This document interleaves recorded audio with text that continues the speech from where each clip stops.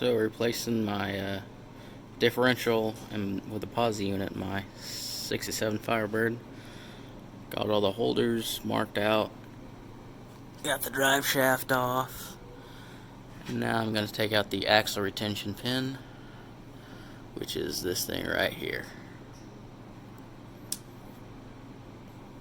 which is just a 1/2 inch wrench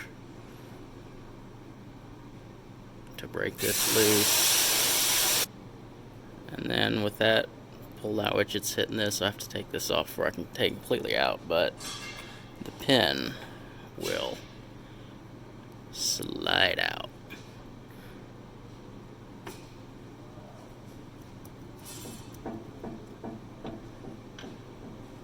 Bada boom. So I got the pin pulled out, and which I don't know if I actually needed to do on this one, because the axles are held in by this flange here, not a C-clip. But to take the axles out, pull off the brake drums, and there are 4 bolts which you can just go in through the hole in the axle, loosen the 4 nuts, or just remove them, and then the whole axle will just pull out. So now I got both axles out. Now I'm going to remove the 4 bolts there, and the whole differential will come out. So I got the bearing holders taken off, and as you saw in my older ones, I had them labeled, and I have pictures of them so I know exactly how they came off, so I can put them on the exact same way. It's very important that you put them on the same way, same side as you took them off, and same up and down. And I don't have anybody to hold my camera, so I'm going to turn this off to actually pull this out, and I'll take a video again after I get that done. So to get mine out, I ended up turning it, sticking a crowbar through there, and then just pushing it, prying it out, and that's how I got mine to come loose. So I got it pulled out, and forgot to film me pulling out the pinion as well, which I just use this puller deal. It takes a 1.25 inch socket to take the nut off, and then hooked up the gear puller, pulled her off, and now I'm going to pound out the old races.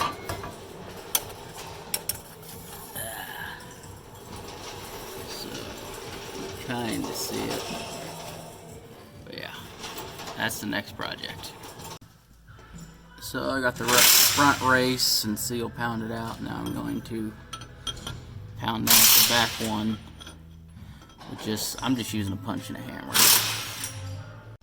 So I got both races pounded out, now I'm just pretty much going in with a rag and cleaning up all the shit that's stuck between the 2 races and all this other stuff. Try to make it all nice and clean. So got everything out, cleaned up. Now I'm going to heat this up a little bit. I got the races in the freezer, and then I'll pound the races, and hopefully makes it easier to pound in. Alright, so yeah, it went in pretty easy.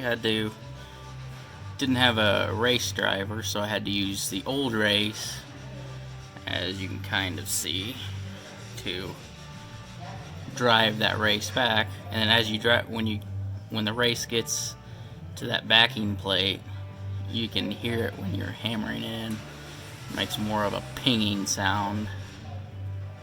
And now I just gotta get the old race that's partially driven in, get it out, and then I'll be good to go for the front one, then just repeat it for the back one. So to get it out, I guess just using a pry bar and making sure I don't hit the new race, and it was coming out. There we go. The new race is pounded in. I just gotta put the seal in. So yeah, doing the back race now, heating it up. You wouldn't think these heat guns would do it, but it helps. And I don't have to worry about an open flame. So I really like these things. So I got the back race in. It didn't work like I thought it was going. Well, I didn't think when I put this one in. Didn't think about there wasn't enough room to swing a hammer in there or anything. So what I ended up doing, here's all my pieces, is building a race driver. It's not fancy, but it works.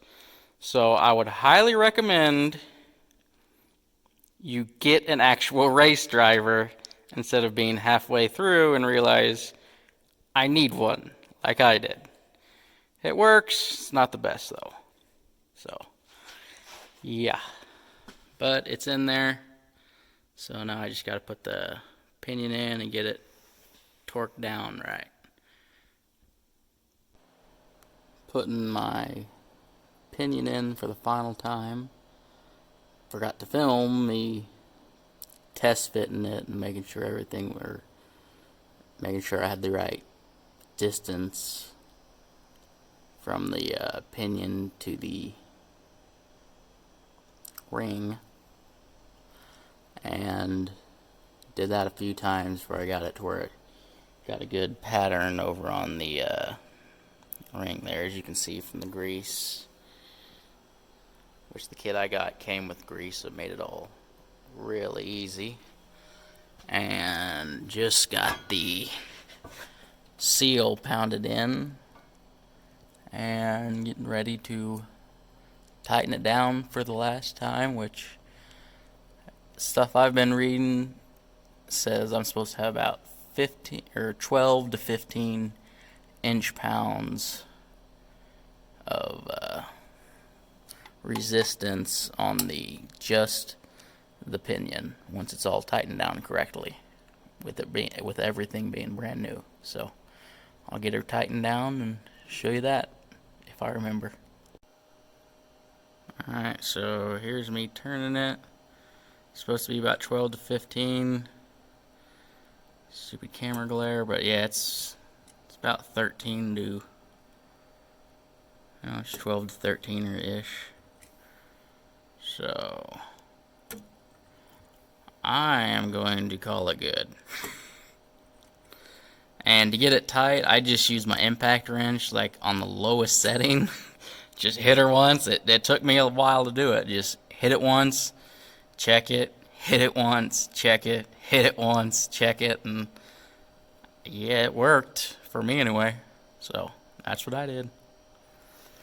Now I just got to put the carrier back in there and we'll be good to go. So everything is now torqued down, checking the backlash, and I'm at about 81.5 to just below, so about 71.5 to just below 81, which my tolerance is, it said 6 to 10, so I'm within those tolerance. I'm calling it good.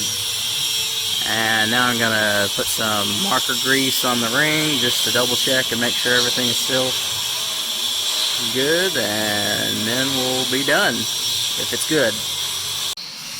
So I got the marking grease on, using this just to put some pressure against it as I turn it, and they're looking good.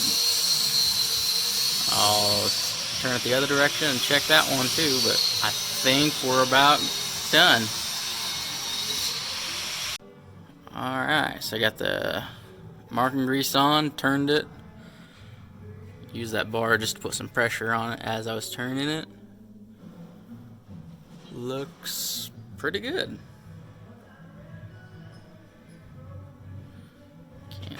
Yeah, you can see a little bit better there, but yeah, I'm calling it good. I'll close everything back. Well, I got a new cover for the back that I haven't ordered it too late.